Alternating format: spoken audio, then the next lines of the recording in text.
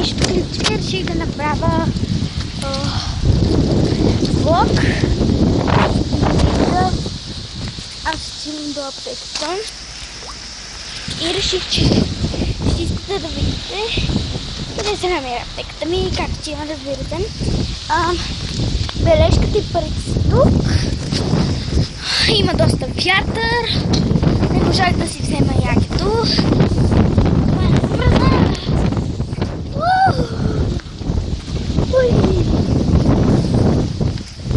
И пътувам да взема една баща ми капчета за глава, защото той в момента го боли главата. Ще направя също така влог номер 2. Това е номер 1, където ще пътувам с малко, ще бъде изненада. Ще ходим да видим едно котенце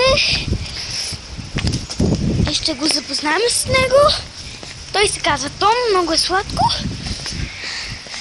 Да, и ще отидем при него да го видим със сестра ми и ще направя тогава влог, както казах.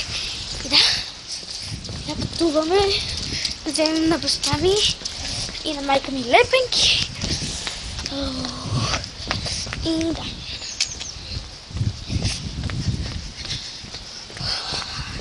И съжалявам също така и за светлината.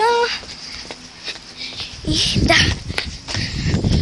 Аз бързам, защото баща ми го боли много в главата. Нещо се е разболяло това време. Той и аз ще се разболя, като не си взех якето, ама... Сега ще ви покажа пътя. Ето, пътуваме. Ето. Малко е странно на каквото съм направили. Така. Не знам да дават с камера в магазина, но ще се направя, че се и носи игра.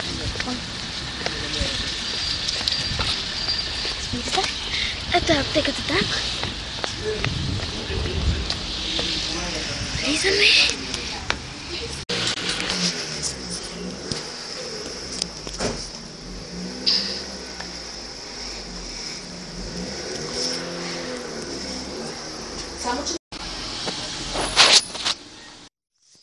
Дами и господа, аз съм вкъщи вече, прибрах се, съжалявам, че не можах да направя как се прибирам, но да.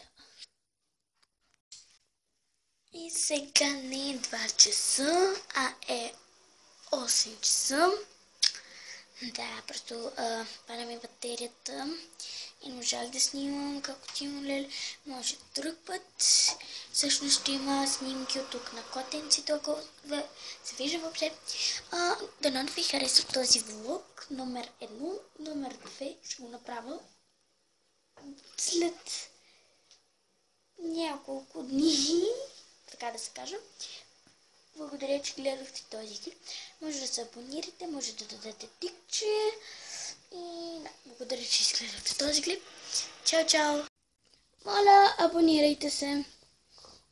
Има ли цялото се окъпал?